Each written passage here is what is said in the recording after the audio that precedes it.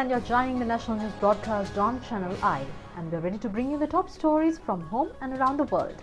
I'm Natalia Virvatana. I'm Movin Hettiarachi, and here are today's headlines. The government assures that gas prices will not be revised. Steps taken to import 100,000 metric tons of rice as a temporary measure to control the prices. Another 2 million doses of Sinopharm to arrive in the country in the first week of July. No confidence motion against Minister Gammampila presented to the Speaker. And on the top story, Cabinet of Ministers has decided not to revise the gas prices. In addition, the Cabinet Subcommittee on the Restructuring of Liquid Petroleum Gas Industry has decided for the uninterrupted sale of 12.5 kilogram gas cylinder, which is scarce in the market at present. This was revealed during the meeting of the Cabinet of Ministers held yesterday under the patronage of the President. The media briefing to announce the Cabinet decisions was held with the participation of Cabinet spokesman Minister Kelly Rambukwella at the Department of Government Information today.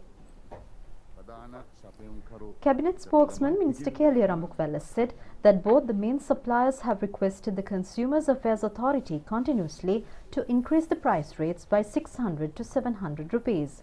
Accordingly, he said that after a thorough study and considering the existing price rates, the Consumer Affairs Authority proposed that an increase of 375 to 400 rupees can be considered. He said that the Cabinet of Ministers headed by the President came to a conclusion that the general public in the country should not be inconvenienced with such measures under the prevailing circumstances. The minister further said that the incurring loss expected to be borne by the government through various mechanisms and not allow the public to shoulder any price increases. මොන පාඩුවක් ලැබුවත් ඒ පාඩුව රජය යම් කිසි විදිහේ ක්‍රමවේදයක් තුළ හසුරුවා ගන්නට බලන අතරතුර මිල වැඩි කිරීමක් කරන්න ප්‍රයත්න සූදානමක් නැහැ කියන එක ප්‍රකාශ කරන්නට ඕන.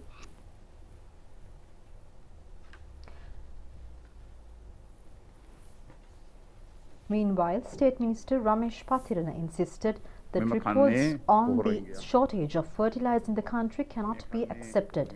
He pointed out that such claims may have been shared based on the political agenda of a certain group. ඒ බෙදා හැරීමේ ප්‍රශ්නයක් ඇති සමහරක් විට. නමුත් ඒ ප්‍රශ්නය විසඳන්න ඕනේ. නමුත් පොහොර හිඟයක් තියෙනවා කියන එක මේ කන්නේ ප්‍රායෝගිකව විශ්ලේෂණ සහ ආනයන කරලා තියෙන ප්‍රමාණයන් අනුව බලපුවම කොහෙත්ම හේතුවක් නැහැ. ඒ නිසා සමහරක් විට සමහරක් කණ්ඩායම් මේක තමන්ගේ දේශපාලන වමනාවන් වෙනුවෙන් ක්‍රියාත්මක වෙන්න කියන එක ප්‍රශ්නයක්. State Minister Ramesh Pathirana said that the Cabinet of Ministers headed by the President has granted approval to initiate local fertilizer development programs and importation of organic fertilizer to fulfill the domestic requirement in order to continue the distribution of high-quality organic fertilizer. Therefore, he said that necessary procurement measures have been initiated to provide the relevant quantities of organic fertilizer for the general public. He also said that the decision on the organic fertilizer was reached for the betterment of the future generations and to establish a toxic-free agriculture industry. He further said that President has emphasized that compensation will be provided to farmer community for any shortage in harvest or damages incurred to cultivations. Minister Kelly Rambukwella says that an investigation will be carried out on the allegations made on harassment incidents that take place at workplaces as reported by many female journalists in Sri Lanka on social media platforms. The minister made these remarks in a response to a query raised by journalists during a cabinet media briefing today. I have not got any official complaint as such. I think the Director General also is here with me. I'm sure that if I have a complaint, I will definitely attend to it immediately. And also, thank you for bringing it to light so that we can sort of investigate it and see, and also talk to the relevant people. And if there are any, sort of organizations or women's journalists whom we know personally, can speak to them and see whether there's anything of that sort. And if there is, certainly yes, we will definitely take necessary action on that.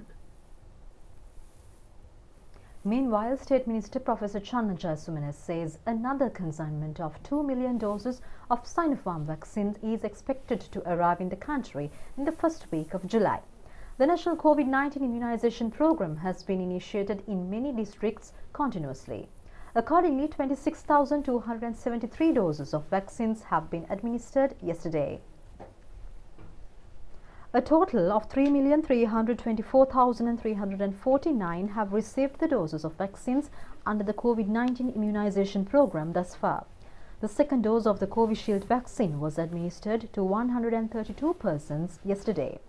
The first dose of the Sinopharm vaccine was administered to 6,358 persons, and the second dose has been administered to 12,935. The second dose of Sputnik V vaccine was administered to 6,848 persons yesterday. 1,320 COVID-19 patients were detected in the country today.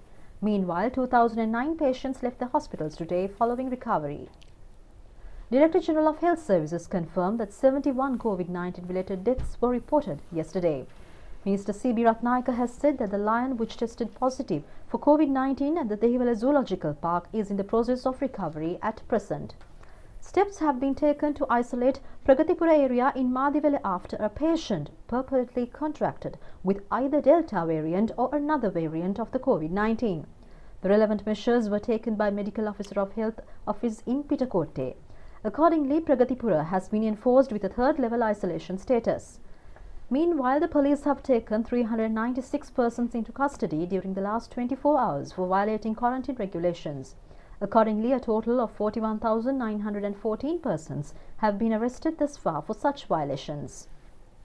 Sri Lanka Army Commander General Shavendra Silva has said that Kotawala Gramiladari Division belonging to Godakawala Police Division in Ratnapura and Sri Anandarama Mawata in Senapura Gramiladari Division belonging to Kolanawa Police Division in Colombo have been isolated.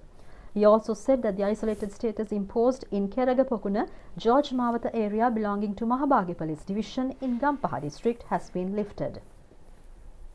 The health authorities have decided to only allow business places trading essential commodities to be remained open in Kathankudi area during the travel restrictions lifted period. The Deputy Director General of the Health Services, Dr. Hemant Herath, says that health authorities are taking precautionary measures to curb the spread of the virus, while urging the public to adhere to the required safety guidelines. There are 31,570 beds available for the treatment of COVID patients in 214 treatment centers, including intermediate care centers, in which there are 25,697 beds occupied. The total number of ICU beds occupied as per yesterday was 79. In local news, Samajjana Balavegya staged a protest today against the recent fuel price hike. The protest was staged with the participation of the parliamentarians of the party.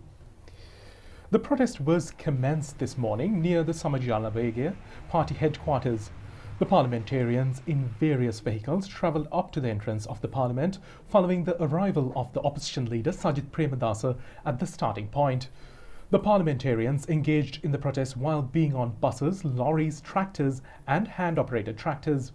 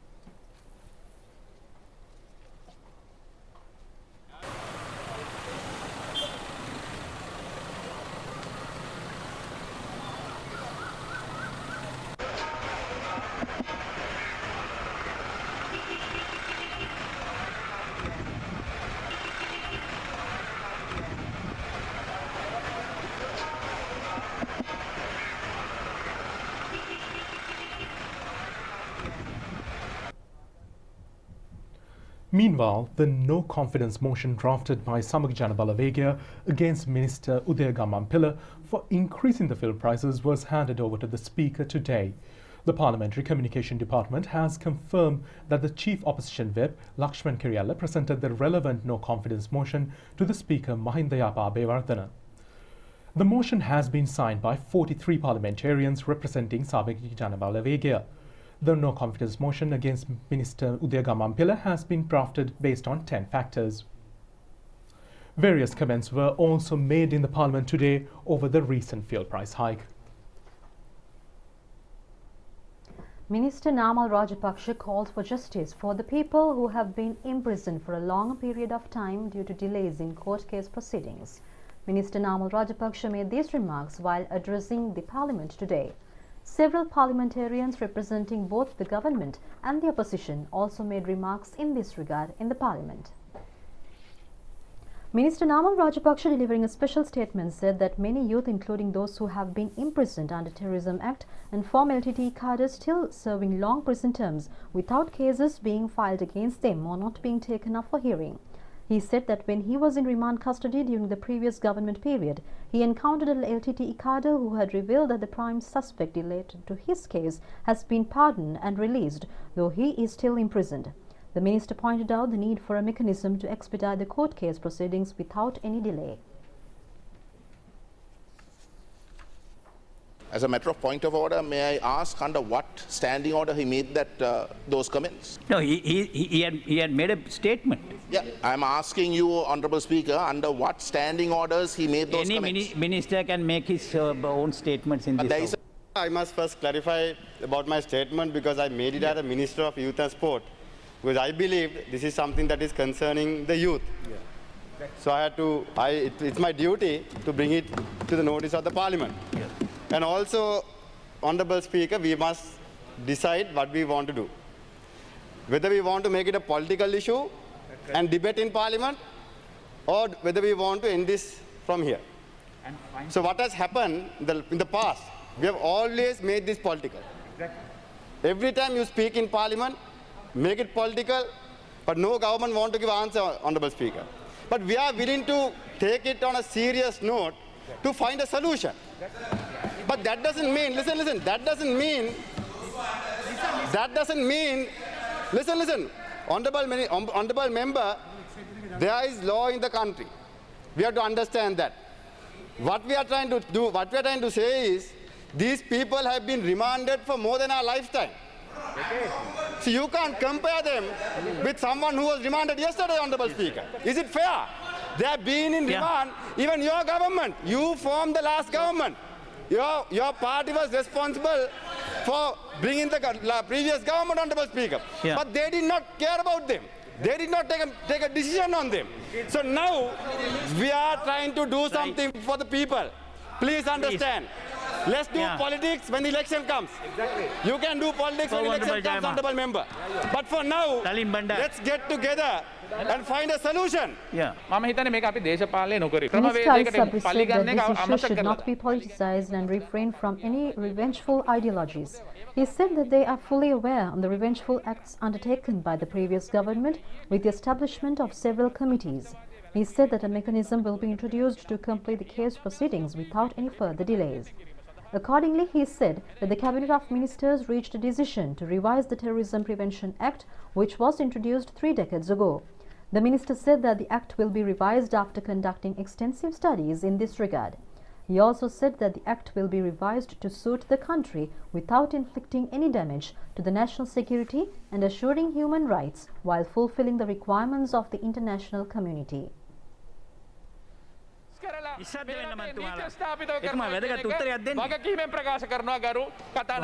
That we welcome the announcement made by both Honourable Minister for Sports and Youth Affairs and the Minister of Justice with responsibility today in the House. We welcome that. I want to put that on record because I don't want others to say that we somehow made it a political issue. No, we don't. We welcome that move.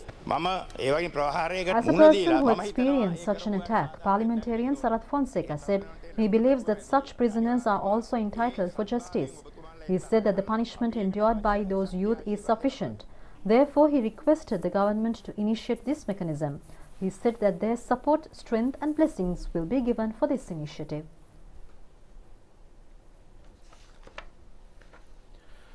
Minister Mahindananda Aluthgama says that government has reached a decision to impose 100,000 metric tons of rice as a temporary step to control the price rates. Addressing the Parliament today, the Prime Minister said the relevant measures were taken to avert the certain businessmen from taking arbitrary profits from a time farmers have also sold paddy stocks. Minister Mahindananda Alutgama said that adequate quantities of paddy are available in the country. However, he said that stocks have been concealed and mill owners are expecting to earn arbitrary profits from potential price hikes. He said such businessmen earn a profit of 20 to 30 rupees from 1 kilogram. Accordingly, he said farmers have already sold their stocks of paddy, which led to a decision to import additional quantity of rice. He said that paddy purchased by Paddy Marketing Board during the past 2 months have been distributed among cooperatives, private supermarkets and such outlets at a certified rate. However, he said that all available stocks with state have been distributed and the rest of the stocks are with the mill owners. Therefore, Ministry said that in an attempt to shatter the monopoly in the industry and to provide rice for the consumers at a justifiable rate, the government has imported rice temporarily.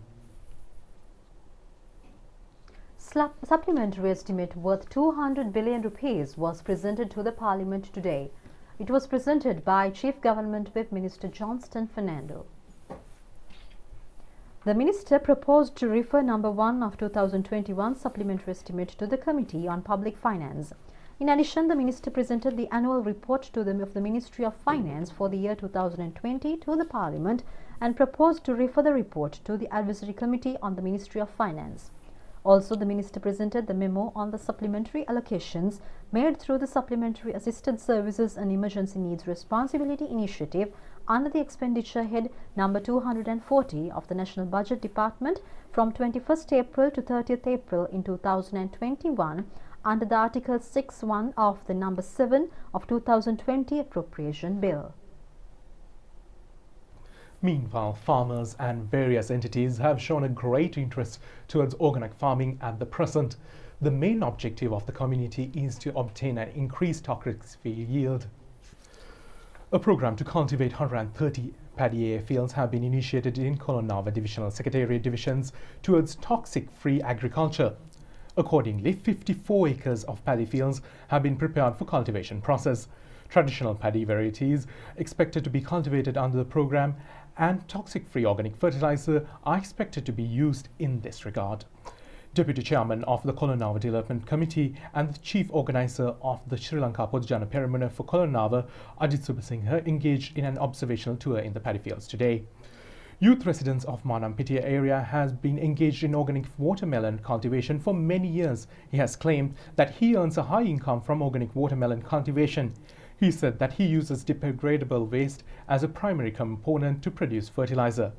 Retired agricultural officers in Anuradhapura district, with the support of District Secretary, were engaged in an initiative to create awareness on low-cost natural cultivation. 2 persons have been hospitalized after sustaining injuries from a motor traffic accident occurred in Lianwala area in Paduka. Both the vehicles have sustained massive damages following the collision. The accident had taken place at 6 a.m. today. A vehicle with Chinese nationals arriving from Paduka area had collided with a vehicle arriving from Colombo when attempting to overtake another vehicle. A person in the vehicle which was transporting Chinese nationals and a person in the vehicle arrived from Colombo sustained injuries from the accident and hospitalized later. Another motor traffic accident had occurred last evening in 4th Miles Post area along Wellavai Road. The accident had occurred after 3 vehicles collided with each other. No injuries had occurred from the accident. The attention of Minister of Environment has been directed to ban the use of all types of lunch sheets harmful to the environment. Minister Mahinda Amaravira instructed officials yesterday to take the necessary suitable action in this regard. Recent reports have indicated that annual consumption of lunch sheets in the country is at 106 tons. 4 main companies manufacture lunch sheets products domestically, and those companies produce 7 to 8 tons of related products per month. A minimum of 10 million lunch sheets are being discarded into the environment each day. Scientists have indicated that these products remain intact without being degraded for a period of 2 to 3 years. However, the microplastic particles mixed into the soil would remain for another 200 years. The Minister for Environment said attention was directed to ban the use of lunch sheets on the previous occasions, but expected outcome is yet to be achieved. Therefore, Minister Mahinda Amaraveera instructed the officials to take the measures to ban all types of lunch sheets to achieve the objectives. Now let's take a look at the Middle Hopes feature.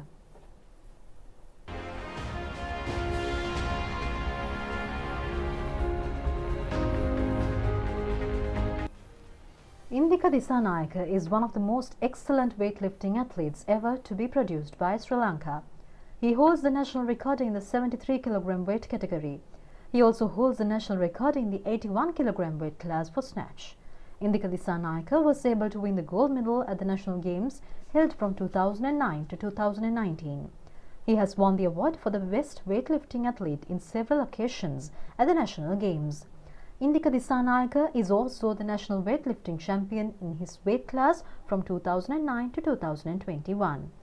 Winning the silver medal at the Commonwealth Games in 2018, Indika Disanayake has previously won the silver medal in the weightlifting competition at the Commonwealth Games in the years 2009, 2013 and 2015. That's it for tonight's English News Update. Thank you for joining us. Good night. Good night and stay safe.